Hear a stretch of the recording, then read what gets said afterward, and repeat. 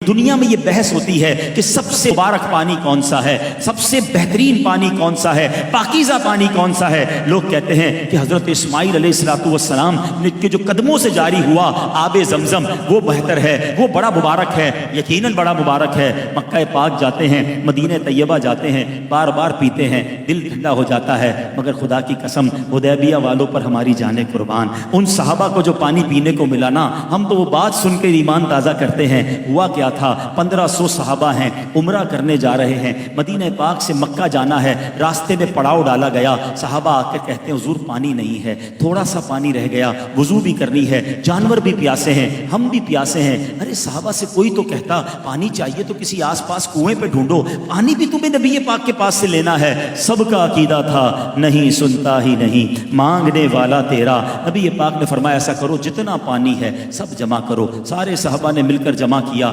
روایت کے الفاظ ہیں ایک برتن بھی پورا نہیں بھرا، یعنی سب نے اپنی چھاگل اپنے تھرموس کہہ لیں سب ڈالے، اتنے سارے صحابہ سے ملا کر بھی اتنا پانی نہیں تھا کہ ایک پورا برتن بھرتا۔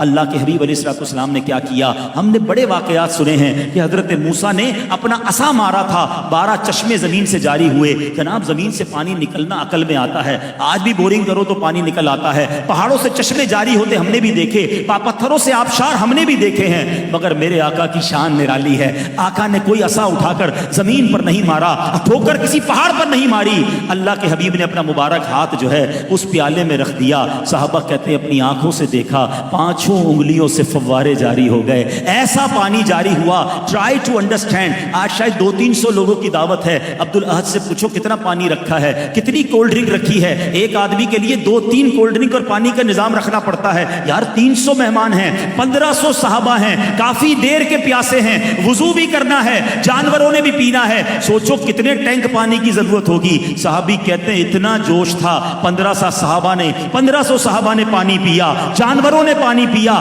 برتن بھر لیے، اور کہتے ہیں اللہ کی قسم اتنا جوش تھا 1,00,000 صحابہ ہوتے وہ بھی سب کو پورا ہو جاتا۔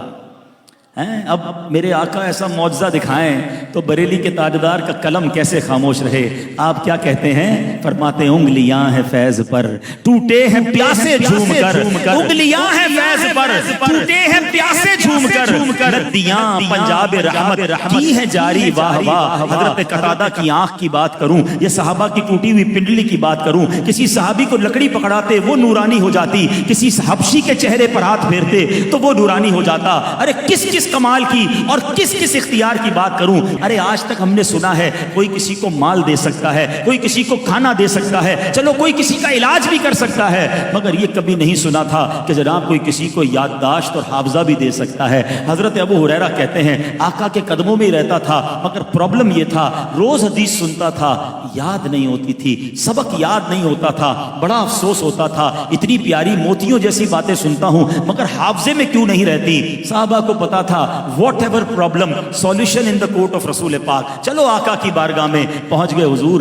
مجھے کچھ یاد نہیں رہتا، حضور میرا حافظہ بڑا کمزور ہے۔ اب ذرا حدیث کے الفاظ سنیے گا، آقا نے کہا ابو ہریرہ اپنا دامن پھیلاؤ، اپنی چادر پھیلاؤ۔ کہتے میں نے آقا کی بارگاہ میں چادر پھیلائی، نبی پاک نے ان سین، ہاتھ میں کچھ نظر نہیں آ رہا تھا مگر آقا علیہ السلام نے اپنی مٹھی میری چادر میں کھول دی، فرمایا ابو ہریرہ اس چادر کو سینے پہ لگا لو۔ ہم جیسا کوئی مطلبی آدمی دنیاوی آدمی ہوتا تو کہتا حضرت کچھ ڈالے تو صحیح، نظر تو کچھ نہیں آ رہا، کہہ رہے لے جاؤ، میں نے تو اتنی محبت سے آپ کے پاس دور سے آیا تھا۔ صحابی کا عقیدہ دیکھو، کہتے میں نے چادر سینے سے لگا لی، وہ دن تھا اور آج کا دن ہے، آقا جو فرماتے مجھے یاد ہو جاتا ہے۔